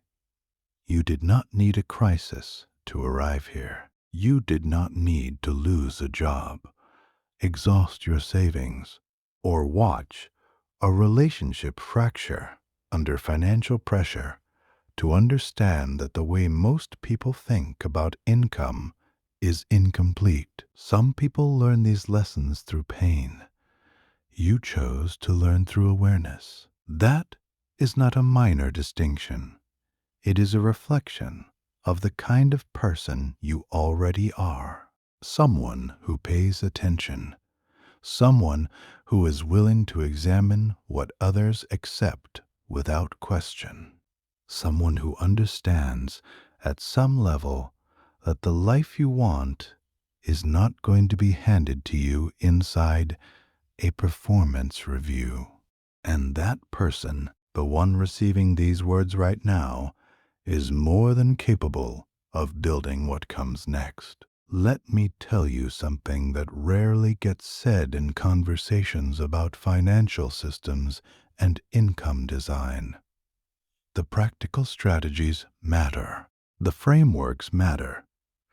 The understanding of leverage and value ownership and consistency and long-term thinking.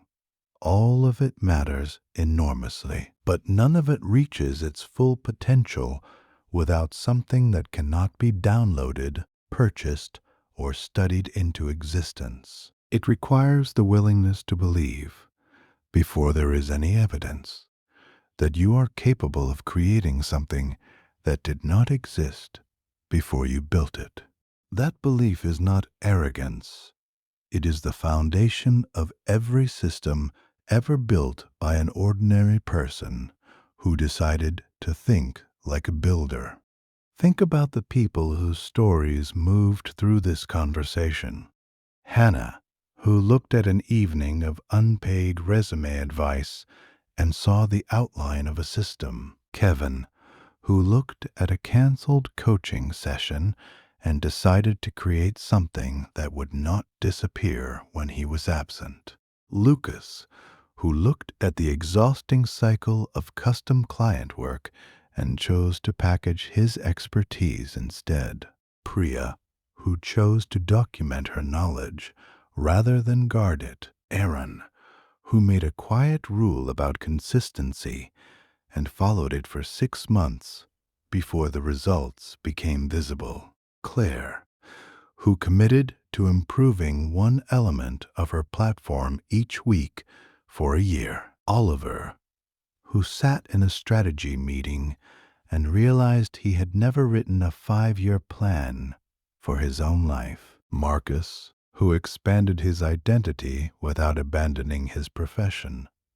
Victor, who rebuilt his entire operation so it could function without him at its center.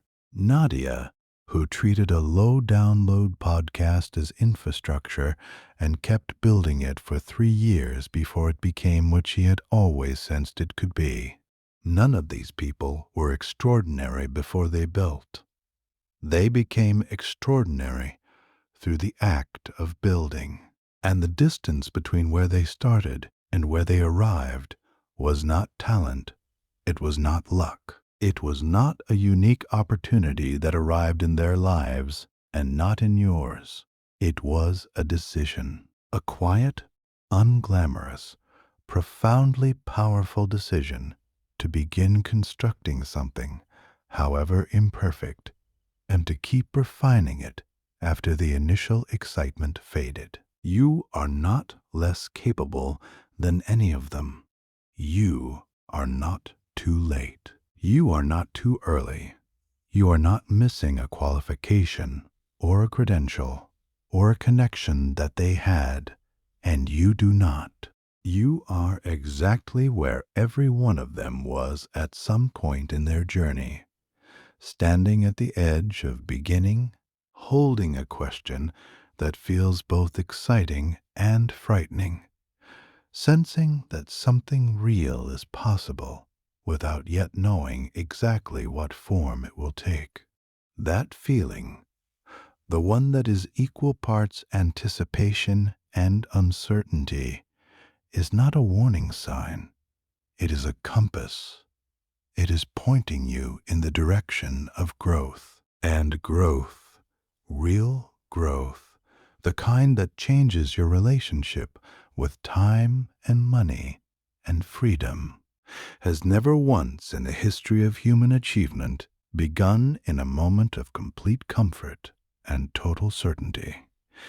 It begins in exactly this kind of moment. Aware, uncertain, but leaning forward. There is a particular kind of regret that does not receive enough attention in conversations about ambition and building and financial independence. It is not the regret of having tried and failed. Most people who try something and do not immediately succeed do not spend years haunted by the attempt. They carry that experience as a lesson, sometimes a difficult one, but a lesson nonetheless. The regret that tends to linger longest, the kind that surfaces quietly in the middle of otherwise ordinary moments, is the regret of not having tried, of having felt the pull towards something and chosen the comfort of the familiar instead, of having had the idea, recognized its potential, and set it aside because the timing was not perfect, or the outcome was not guaranteed, or the fear of being seen and evaluated was louder than the desire to build. That kind of regret is not dramatic.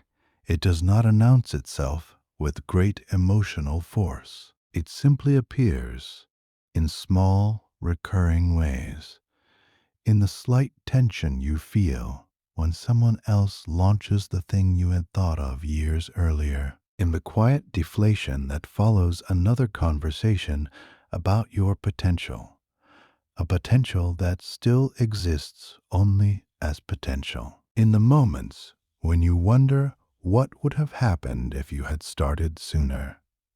These are not moments of failure. They are messages. They are your own intelligence telling you that something in you already knew and knows what direction to move. And the only meaningful response to that message is to begin. Not perfectly, not completely, not with every question answered and every risk eliminated. Simply to begin.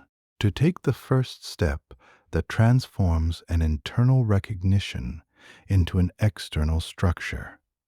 To write down the problem you understand better than most. To outline the solution your experience has already equipped you to provide. To protect 1 hour, just one, and spend it building instead of consuming. Here is what most people do not tell you about the early stages of building something.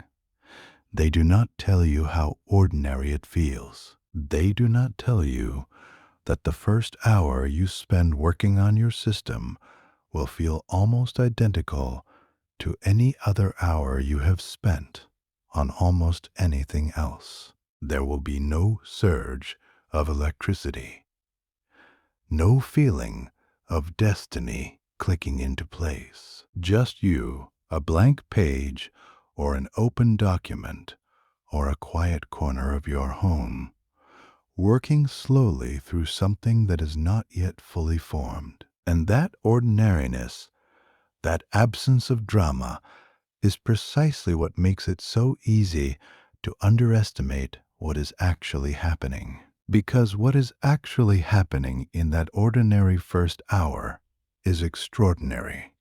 You are no longer simply consuming ideas. You are generating structure. You are converting understanding into form. You are doing the one thing that separates the people who spend their lives thinking about building from the people who actually build. You are beginning. The difference between the life you have and the life you sense is available to you is not as vast as it can feel from the inside. It is not separated by years of additional preparation or thousands of dollars of investment or a dramatic change in circumstances. It is often separated by a single committed decision to start treating your knowledge as an asset rather than a service, your time as an architectural resource rather than something to trade, your expertise as the foundation of something lasting, rather than a skill offered fresh each morning in exchange for a fixed return. That decision does not have to happen all at once. It does not require you to redesign your entire life in a weekend. It requires something far more manageable and far more powerful. It requires you to begin where you are, with what you have, in the direction that already makes sense to you. One documented process, one packaged insight, one problem identified clearly enough to build a repeatable solution around. 1 hour protected from distraction and dedicated to construction rather than consumption. These are not small actions. They are the first stones of a foundation, and foundations, by their nature, are invisible for a long time before the structure they support becomes apparent to anyone else. The work you do in the early stages of building, when no one is watching and nothing is yet generating visible results, is not wasted effort. It is investment. It is the quiet accumulation that makes everything else possible. It is the root system that grows underground for months before the tree appears above the surface. It is the compound interest of human effort, invisible in the early stages and accelerating in ways that eventually feel almost inexplicable to those who only see the outcome without witnessing the process. You witnessed the process in this conversation. You understood it from the inside. You know now that what looks like overnight success from the outside is almost always years of that underground root growth, years of 1 hour protected, one element refined, one piece of content published, one client served through a system rather than through personal presence alone. You know the mechanism. You understand the architecture. You have seen enough examples to recognize that this is not theory. It is the way durable independence is actually built, not in dramatic leaps, but in steady, accumulating layers of intentional construction. Think about what it would feel like 12 months from today to look at something you built and recognize that it generated value this week without requiring your direct presence. Not a windfall, not a transformation so dramatic it seems unreal, just a quiet, consistent return on a structure you designed and refined over the course of a year. Think about what that would do to your relationship with Monday morning, to your relationship with your job. Not because the job would necessarily disappear, but because your relationship with it would change when it was no longer your only option. Think about the different quality of decisions you would make when you are not making them from a position of dependency. When you had options, when you had alternatives, when the fear of losing your income stream was no longer the invisible hand guiding every choice. That is not a fantasy. That is a design outcome, and design outcomes are achievable by design. They do not require luck. They do not require unusual talent. They require the same commitment to structure that built every durable system that has ever existed, applied consistently, over time, by someone who decided that their effort should accumulate rather than reset. You are that someone, not in potential, right now, with the understanding you carry out of this conversation and the decision you are capable of making before this day ends. There will be moments ahead that test that decision. Moments when the system you are building feels too slow, too uncertain, too invisible to justify the effort it requires. Moments when someone around you gets a raise or a promotion, and the familiar structure of salary thinking feels safer and more reliable than the patient, structural work of building something independent. Moments when distraction is easier than discipline and consumption feels more immediately satisfying than creation. Those moments are not obstacles. They are the actual building process.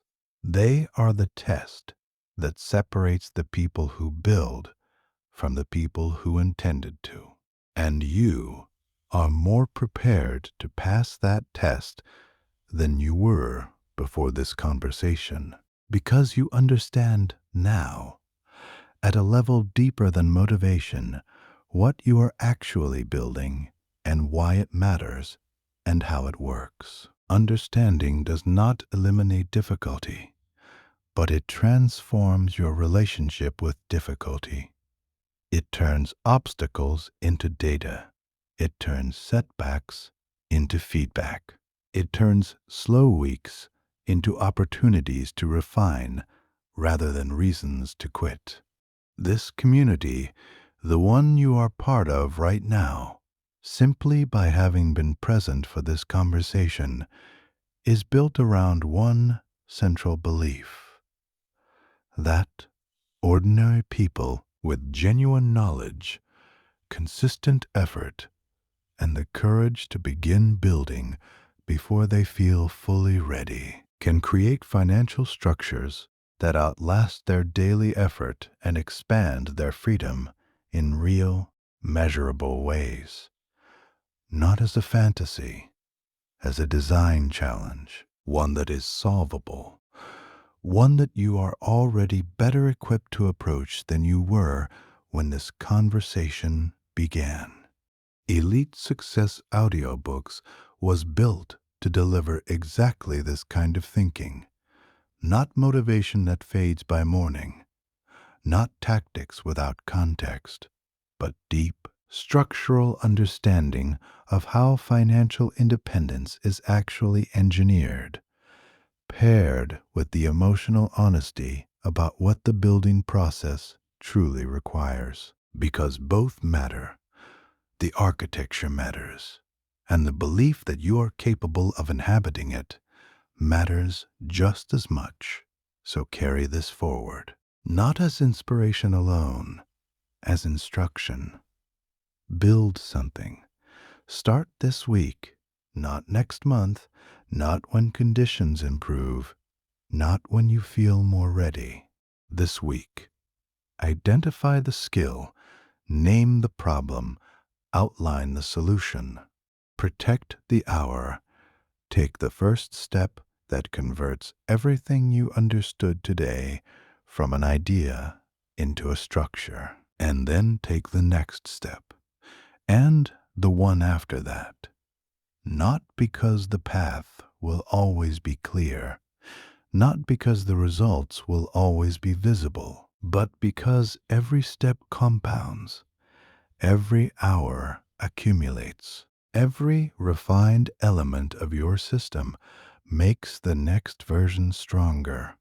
And over time, quietly and inevitably, the structure you are building becomes something real, something that generates value beyond your presence, something that reflects not just what you know, but what you chose to do with what you know. That choice is in front of you right now, and it is enough of a moment to begin.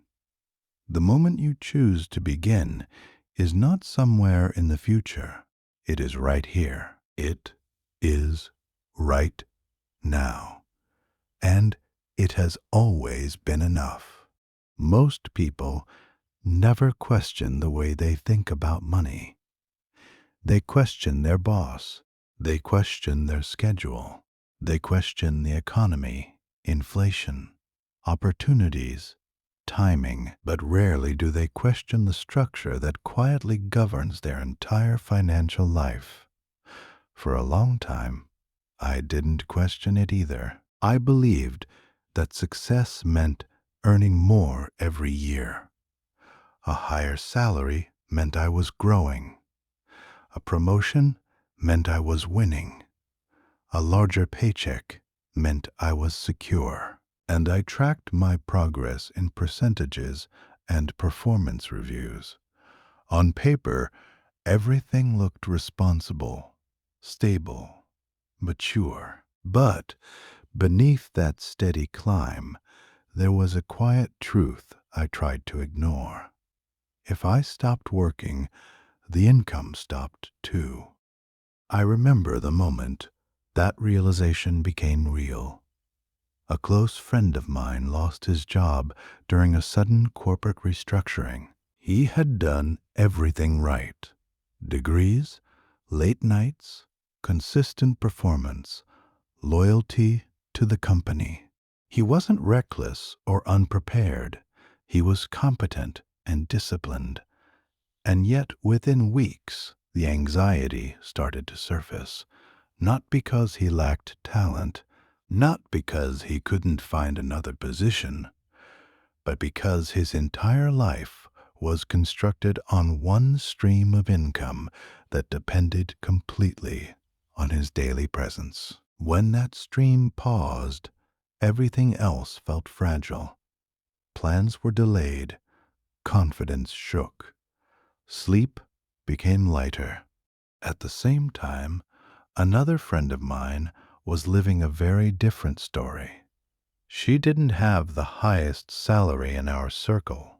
She didn't carry the most impressive job title, but quietly over the years, she had been constructing small systems in the background of her life. A digital product created from her expertise. A structured consulting offer that operated with automation.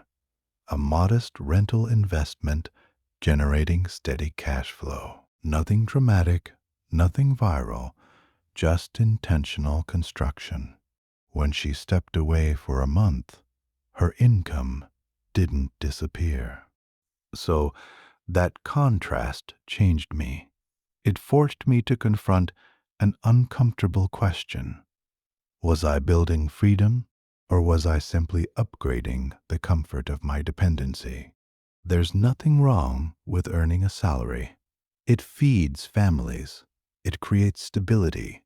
It opens doors. But when it becomes your only foundation, it also becomes a single point of failure. It ties your survival directly to your time. It makes your energy the only engine driving your income. Systems change that relationship. And a system is something you build once and refine over time. It is income engineered to continue beyond your immediate effort. It is leverage. It is ownership. It is structure that compounds quietly while you sleep, rest, or choose to slow down. This is not about quitting your job tomorrow. It is not about unrealistic promises or overnight wealth. It is about shifting how you think, moving from earning to engineering, from trading hours to building assets, and from short-term stability to long-term design. If you have ever felt that quiet tension inside you, the feeling that your hard work should create something lasting, something that protects you instead of depending on you, then this conversation is for you. And if you know someone right now who feels stuck in the paycheck cycle, someone who works hard but needs a new perspective to improve their life, share this with them. It might be exactly what they need to begin building a more secure and intentional future. There is something worth pausing on before we go deeper. The question of why so few people ever make this transition. Why, despite the obvious appeal of financial independence, do the majority of people spend decades inside the same structure without ever seriously attempting to redesign it? The answer is not lack of intelligence. It is not lack of ambition. It is conditioning. From the earliest stages of education, most of us are prepared to become excellent employees. We are taught to study hard so we can earn good grades. We are taught to earn good grades so we can secure a good job. We are taught to secure a good job so we can earn a reliable salary. The entire sequence is designed around one outcome: becoming a dependable participant in someone else's system. And that conditioning runs deep. It shapes what we consider normal. It shapes what we consider responsible. It shapes what we consider success. A person who earns a high salary in a stable corporation feels successful by the standards they were handed, and in many ways they are. But those same standards rarely include a chapter on building something independent. They rarely include a lesson on leverage, on ownership, on designing income that does not require your daily presence. So the ceiling exists not just financially, it exists cognitively. Before you can build differently, you have to think differently. And before you can think differently, you have to notice the frame you are already inside. This is where the real journey begins, not with tools or tactics, with awareness. Chapter 1: The Invisible Ceiling of Salary Thinking. There is a ceiling most people never see. It is not written into your contract. It is not announced during performance reviews. It does not appear in your bank account balance, but it exists. It is the invisible ceiling created by salary thinking. Salary thinking is not just about earning money. It is a mental framework. It trains you to focus on compensation instead of control, on negotiation instead of creation, and on short-term upgrades instead of long-term design. And because it feels normal, it feels safe. Let me tell you a small story. A former colleague of mine, Daniel, was one of the most competent people in our department. Highly analytical, efficient, reliable. Every year he negotiated raises successfully. He understood his market value and made sure he was compensated accordingly. By most standards, he was doing everything right. One afternoon during lunch, we were discussing career growth. Daniel said something that stayed with me. As long as I keep increasing my salary, I'm good. That's the game. At the time, I nodded, but years later, I realized that sentence revealed everything. He believed the game was about increasing income within a structure someone else controlled, and that belief shaped every decision he made. He optimized for performance reviews. He optimized for visibility within management. He optimized for titles that justified higher pay. But what he never optimized for was ownership.